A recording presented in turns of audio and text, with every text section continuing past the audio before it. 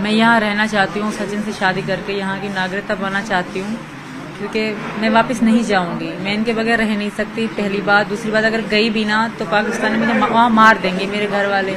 आपने अपने बच्चों के नाम क्या बताए थे? जो हिंदू धर्म है, प्रेम का, राज, परी और मुन्नी। उन्होंने कार्ड वार्ड कुछ नहीं पूछा मुझसे। हाँ, ऐसा पूछ रहे थे कि तुम्हारे पति क्या करते हैं या कहाँ जा रही हो? नोएडा जा रही हूँ, रब्बुपुरा में। तो इनका नाम बताया, मैंने कहा ये मेरे पति हैं, मैं वहीं जा रही हूँ। मैं ठकरायन हूँ, वो ठाकुर है। अगर मैं वापस गई मैं रह न पाऊंगी, मैं मर जाऊंगी। मैं वापस नहीं जाना चाहती और आप लोग मुझे भेजिएगा मत। आप लोग जहाँ रखोगे, जैसे रखोगे मैं रह लूंगी, मुझे वापस ना भेजा जाए। और हैदर की बातों को इग्नोर मारा जाए। वो सिर्फ बकवास कर रहा है, झूठ कह रहा है। वो आपको शायद लग नहीं रहा, पर वो झूठ ही बोले जा रहा है। वो कोई भी वो भारतवासी प्यार नहीं करते, वो ऐसे ड्रामा कर रहा है सिर्फ मुझे वापस लाने के लिए। सीमा पाकिस्तान से नेपाल के रास्ते भारत होते हुए ग्रेटर नोएडा कैसे पहुंच गई? मैं पाकिस्तान से जहाज से आई थी। फ्लाइट थी मेरी, फ्लाइट दुबई की, कनेक्टेड फ्लाइट थी। दुबई से काठमांडू। तो वहीं से फिर वेन पकड़ी पोखरा से मैंने बस करके दिल्ली की कराई।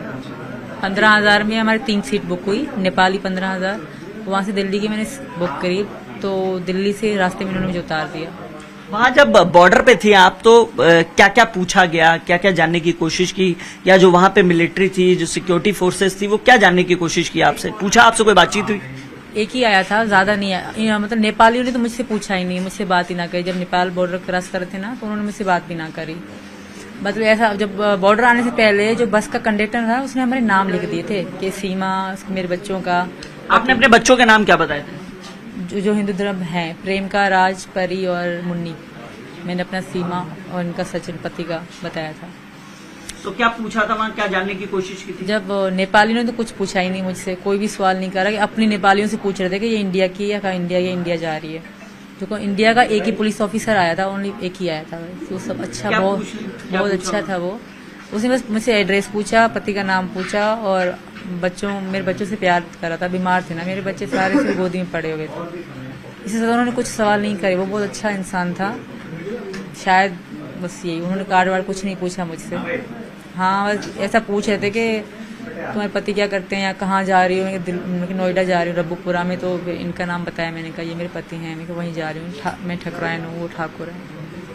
इससे ज्यादा उन्होंने सवाल ना करे। और बस सब। कितने दिन ट्रेवल रहा? आप कब चली थी पाकिस्तान से, किस तारीख को चली थी? मैं 10 मई 4 बजे चली थी। 10 मई 4 बजे। और फिर यहाँ आई है 13 तारीख को, यानी 3 दिन लगातार सफर रहा है। जी सर। तो पहले यहाँ से दुबई गई। दुबई में तो आपके पति भी थे ना? वो तो सऊदीया में है, पर मैं दुबई में थी। दुबई में मेरा फ्लाइट। इस दौरान 3 दिनों में कोई बातचीत हुई पति से? ना, इन दिनों में नहीं हुई। मैं उधर एयरपोर्ट के अंदर ही थी। एयरपोर्ट से बाहर हम गए ना, कनेक्टेड फ्लाइट थी ना, एयरपोर्ट से बाहर आउट नहीं जाने देते। तो वहीं से दूसरे जहाज में बिठा दिया। फिर काठमांडू 11 की सुबह में पहुंच गई काठमांडू। ठीक है। फिर काठमांडू के बाद वेन पकड़ी, मैं गई सीधा पोखरा, क्योंकि किसी ने मुझे कहा कि पोखरा से आपको दिल्ली की बस मिल जाएगी आराम से। अच्छा। किसी ने वहीं नेपाल में ही पता पड़ी ना। नेपाल लोग सब हिंदी कर लेते हैं, हिंदी बोल लेते हैं। ठीक है। तो मैं वहाँ से पोखरा गई। पोखरा में रात को रुकी, शाम में पहुंची। सुबह को बैठे जैसे मैं उतरी, तो शाम में हम पहुंचे और शाम को मैं सो गई। सुबह बच्चों का आराम करा, एक होटल रूम लिया। फिर सुबह को सवेरे हम निकले और दूसरे सुबह पहुंचे हम। देखिए, अब लगातार एक सवाल और पूछा जा रहा है कि सीमा यहाँ पहुंच गई है, इलीगल वे से पहुंची है, अब यहाँ क्या चाहती हैं? मैं यहाँ रहना चाहती हूँ, सचिन से शादी करके यहाँ की नागरिकता बनना चाहती हूँ, क्योंकि मैं वापस नहीं जाऊंगी। मैं इनके बगैर रह नहीं सकती, पहली बात। दूसरी बात, अगर गई भी ना तो पाकिस्तान में मुझे वहाँ मार देंगे मेरे घर वाले, क्योंकि हमारे यहाँ ऐसे ही सिस्टम चलता है। जब मुसलमान से अगर कर लेना लव मैरिज और पकड़ा जाए तो उनको मार देते हैं। ये तो हिंदू है और इंडिया का है, तो सब थू तभी करते होंगे मुझ पे। कोई भी खुश ना होता होगा, सब गाली देते होंगे मुझे मुसलमान। अच्छा, जिस तरीके से हम लोगों ने एक वीडियो देखा है, तो गुलाम हैदर जो आपके पहले पति हैं, उन्होंने वीडियो बना के लगातार यहाँ मोदी सरकार से भी रिक्वेस्ट कर रहे हैं कि ये जो बच्चे हैं ये भेज दिए जाए। आपकी बात नहीं कर रहे वो? मेरे बच्चे नहीं जाएंगे कभी। उनके 2 बच्चे पहले भी तो हैं, उनके पास चला जाए। ये जाएंगे नहीं, ये मेरे हैं। मेरे बगैर ये नहीं रह सकते, एक पल भी नहीं रह सकते ये। अगर ऐसा होता तो मैं बाहर छोड़ती, मैं जेल में इनको साथ ले गई। मेरे बगैर 1 मिनट नहीं रह सकते मेरे बच्चे। अच्छा, एक चीज और बताइए, ये बताया जा रहा है कि जो आपकी पहली शादी हुई थी वो भी लव मैरिज थी? वो कोई लव मैरिज नहीं थी, वो मजबूरी की शादी थी मेरी। कोई लव मैरिज। कैसी मजबूरी थी? पापा वालों ने करा दी, मेरे मामा वाले तो राजी थे नहीं। मेरी कोई इनसे लव मैरिज या कोई बड़ी धूमधाम से शादी ना हुई थी हमारी। सिंपली सी। कितने साल आप लोग साथ में रहे? हम शादी कब हुई थी पहली? 2014 के दूसरे महीने हम साथ में रहे, रिलेशन में रहे। तकरीबन 16 में फिर वो चले गए सऊदी अरब। 16 में? जी। फिर उसके बाद 20 के एंड में से हमारा कोई कांटेक्ट नहीं था।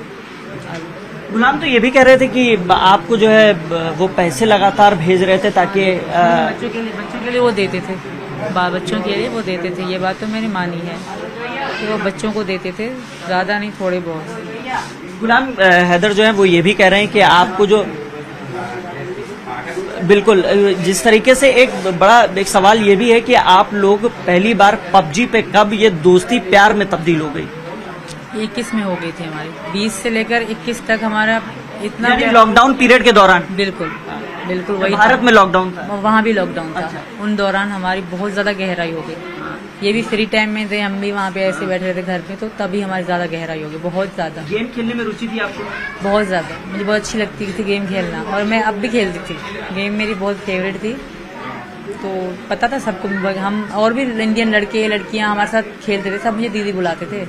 बहुत सारी इंडियन लड़कियां लड़के मेरे साथ खेलते थे, वो सब। तो जैसे पबजी में सिर्फ दोस्ती प्यार में इन्हीं से तब्दील हुई, और भी यहाँ पे लोगों से दोस्ती थी आपकी जब गेम खेलते थे आप लोग? थे सब, मुझे दीदी कहाँ के?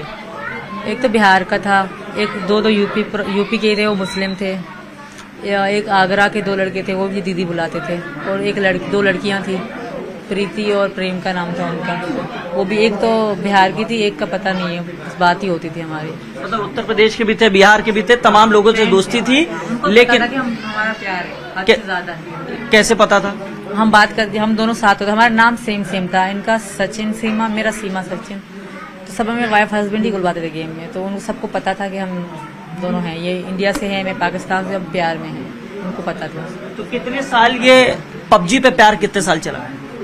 पबजी तो हम एंड तक खेलते रहे, 3 साल खेलते रहे, अब तक खेलते थे हम लोग, पबजी खेलते हैं। फिर नंबर कब एक्सचेंज हुआ? पहली मुलाकात कब हुई? पहली मुलाकात तो मार्च में हुई, 10 मार्च में। नंबर तो 10 मार्च पिछले साल? ना, इसी में 23 में पहली बार इसी मार्च में मुलाकात हुई, काठमांडू में। पहले तो मेरे पासपोर्ट ही ना थे, मेरे पासपोर्ट इधर ही आने के लिए बनवाए थे। मेरा पासपोर्ट का कुछ भी नहीं था, फिर ID कार्ड भी पापा के नाम से था। इतनी मुश्किलों से तो मैंने बनवाए थे ये सब। अगर मैं वापस गई, मैं रह न पाऊंगी, मैं मर जाऊंगी। मैं वापस नहीं जाना चाहती, और आप लोग मुझे भेजिएगा मत। आप लोग जहाँ रखोगे, जैसे रखोगे, मैं रह लूंगी, मुझे वापस ना भेजा जाए। और हैदर की बातों को इग्नोर मारा जाए, वो सिर्फ बकवास कर रहा है, झूठ कह रहा है। वो आपको शायद लग नहीं रहा, पर वो झूठ ही बोले जा रहा है। वो कोई भी, वो भारतवासी प्यार नहीं करते, वो ऐसे ड्रामा कर रहा है सिर्फ मुझे वापस लाने के लिए। अगर आप वापस नहीं, मेरे साथ बहुत बुरा हो जाएगा। अगर किसी ने भेजा, फिर आप सब देखोगे कि मेरे साथ क्या होता है। मैं किसी को नजर भी नहीं आऊंगी।